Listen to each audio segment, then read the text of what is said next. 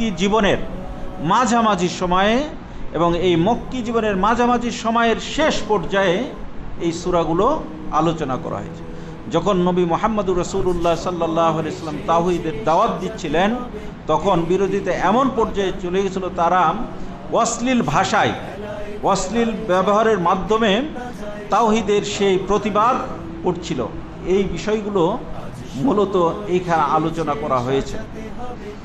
আরও আলোচনা করা হয়েছে যে মক্কার তৎকালীন কাফেরা বংশগত কারণে হযরত ইব্রাহিম আলাইহিস সালামকে নিজেদের বলে দাবি করত, কিন্তু হযরত ইব্রাহিম আলাইহিস সালামের নিজেদেরকে বলে দাবি করলেও মানে কার্যক্রমে ইব্রাহিম আলাইহিস সালামের যে কার্যকলাপ ছিল সেটার সাথে তাদের কোনো মিল ছিল না। সামাজিক কাজ মোট 5টা কাজ, আলহামদুলিল্লাহ মোট 5টা কাজ যদি ইউনিটের একজন কর্মী করে তাহলে তো রিপোর্টটা সুন্দর হবে। কি বলেন? এই 5টি কাজই কিন্তু ওই রিপোর্ট, এই 5টি কাজের ভিতরে ভারসাম্য করেই কিন্তু রিপোর্টটা তৈরি করা হয়, ইউনিটের যে রিপোর্টটা, ঠিক না? তাহলে প্রথম যেটা কাজ উনি বলছে রিপোর্ট রাখা। আমি আমার গবেষণায় যেটা মনে করি, রিপোর্ট রাখাটা সবার শেষে। একটা কর্মী তার প্রথম কাজ হলো সে সব সময় দাওয়াতি কাজ করবে, এইটা হলো 1 নম্বর, ঠিক না? দাওয়াতি কাজ করবে, যখন যেভাবে সুযোগ পাওয়া যায় সেভাবে দাওয়াতি কাজ করবে। যেমন হাবিবকে আমি তার দোকানে দেখেছি সবসময় দাওয়াতি কাজ। হে আমার রব তুমি করো গো গ্রহ,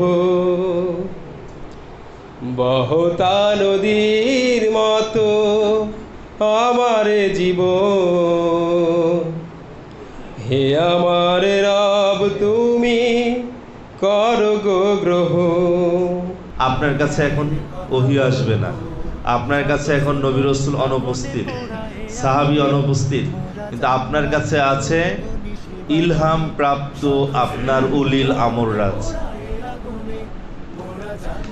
এই উলিল আমরের দেয়া এই দায়িত্বটা আল্লাহর পক্ষ থেকে আসা দায়িত্ব, এটা যদি আপনি মনে করেন তাহলে আপনি মর্যাদার দায়িত্ব হোল্ড করছেন।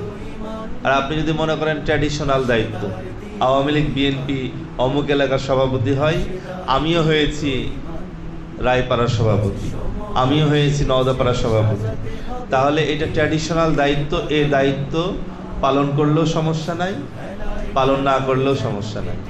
আর আপনার দায়িত্বটা হচ্ছে পালন করলে সওয়াব, না পালন করলে গুনাহগার হয়ে যাবেন। এই অনুভূতি যদি আপনার থাকে তাহলে আপনার ইউনিটের ভেতরে কোন কোন বাড়িতে এখন পর্যন্ত দাওয়াত পৌঁছায়নি, কোন কোন গলিতে এখন পর্যন্ত আপনার যাওয়া হয়নি, কোন কোন মানুষের সাথে এখন পর্যন্ত সংগঠনের দাওয়াত নিয়ে যেতে পারেননি, এটা আপনাকে জানা লাগবে। অবশ্যই শুধু শুনে রাখলে হবে না, সেগুলো আমাদের বাস্তবিকভাবে ইউনিটের কার্যক্রমে নিজেদের চরিত্রে প্রতিফলন করতে হবে। তাহলে ইনশাল্লাহ আমাদের 17 নম্বর ওয়ার্ডের প্রত্যেকটা ইউনিট আদর্শ ইউনিট হবে এবং 17 নম্বর ওয়ার্ড একটি আদর্শ ওয়ার্ড হিসেবে রাজশাহী মহানগরীতে প্রতিষ্ঠিত হবে। তো সময় তো উপস্থিতি এ পর্যায়ে আমাদের বলেছিলাম যে মার্চ মাসে আমাদের 3টা ইউনিটকে নির্বাচিত করা হয়েছিল কাজের দিক দিয়ে। তো সেই ইউনিটগুলোকে আমি ডেকে নিব, তারা ইউনিটের সভাপতি এসে পুরস্কার নেবেন অথবা বুকের জমিনের অনুসুর তুলে এসো দেশ প্রেম প্রাণগুলো এই কাফেলার সাথে গড়ে তুলি সংগঠন, গড়ে তুলি সংগঠন। এখানে দেখেন ইউনিটের বই রেজিস্টার, হ্যাঁ ইউনিটের বই রেজিস্টারে এখানে দেখেন 11টা বইয়ের তালিকা দেওয়া আছে। এই 11টা বই হচ্ছে এই যে আপনাদেরকে যে বইগুলো দিলাম এই বইয়ের তালিকা। তো এখানে দেখেন প্রথমে লেখা আছে বই নাম্বার 1, 2, 3। তো এখানে যে বইয়ের পাশে যে বই নাম্বারটা, যেমন ধরেন তাফিমুল কোরআন 19 নম্বর খণ্ড, তো আপনাদের কাজ হবে যে আপনারা ফ্রি সময়ে এখান থেকে তাফিমুল কোরআন বইটা বের করবেন, করে তাফিমুল কোরআন বইয়ের পরে বই নাম্বার 1 দিয়ে আপনার ইউনিটের নাম লিখে দিবেন। সেটা যদি আল ফারুক হয় আল ফারুক, ফার্মেসি ইউনিট হলে ফার্মেসি ইউনিট, কলেজ ইউনিট হলে কলেজ ইউনিট, এভাবে আপনারা বই নাম্বার দেবেন। একইভাবে আপনারা যখন ইউনিটের জন্য আরও বই কিনবেন অথবা আরও বই পাবেন, তখন এর পরে যা আছে সবগুলো ওই একই আর কি। তো সময় তো উপস্থিতি এখন যতটুকু এখানে দেখানো হলো, এর ভিতরে কারো কি আর কোনো প্রশ্ন বা বোঝার সমস্যা আছে কিনা? সবাই বুঝতে পারছেন তো নাকি? জি, এবার হচ্ছে আমাদের কথা যে আপনাদেরকে খাতাটা দেওয়া হলো, আপনারা এটা সঠিকভাবে মেনটেন করবেন। যদি বুঝতে না পারেন তাহলে আপনাদের শাখা দায়িত্বশীলদের জিজ্ঞাসা করবেন বা আমাকে সরাসরি করবেন। আর হচ্ছে এখন থেকে আমাদের এই খাতাটা মেনটেন করবেন। আমরা আগামীতে শ্রেষ্ঠ ইউনিটের যে পুরস্কারগুলো দিব সেটা আমরা রিপোর্টের পাশাপাশি আমরা দেখব যে কোন ইউনিটটাই খাতা মেনটেনে ঠিকঠাক রাখছে, হ্যাঁ, সে তাদেরকে দিব। এবং একই সাথে আপনাদের এই ফাইলে আমরা 2টা করে রসিদ বই দিয়েছি, রসিদ মেনটেন করবেন ইয়ানো দাদার ক্ষেত্রে। তারপরে আমরা সহযোগী সদস্য ফর্ম দিয়েছি 25টা, পরিচিতি দিয়েছি। তো একটা কমপ্লিট ইউনিটের জন্য যা লাগে সবই দেওয়া হয়েছে। তো আপনারা এটা মেনটেন করে চলবেন আশা করি, এবং সামনে এই বিষয়ে ইনশাল্লাহ প্রোগ্রামগুলোতে আরও কথা হবে। শেষ পর্যায়ে সম্মানিত উপস্থিতি, আমাদের দার্স থেকে শুরু করে প্রধান অতিথির বক্তব্য, আমাদের নায়েব আমিরের যে বক্তব্য, সেগুলো যদি আমরা সঠিক মতো উপলব্ধি করে আমরা যদি ময়দানে ভূমিকা পালন করতে পারি, তাহলে আমাদের এই টিএস ওয়ার্ডের পক্ষ থেকে আপনাদের মোবারকবাদ জানাচ্ছি এবং আল্লাহর কাছে আমরা প্রার্থনা করছি আল্লাহ রব্বুল আলামিন যতদিন আমাদের হায়াতের পুঁজি দিয়েছে আমরা যাতে ইসলামে আন্দোলনের কাজকে অগ্রাধিকারের ভিত্তিতে করতে পারি। আল্লাহ রব্বুল আলামিন আমাদের সকলকে এই ময়দানে সঠিকভাবে ভূমিকা পালন করার তৌফিক দান করুন। সবাই পড়ে আমিন।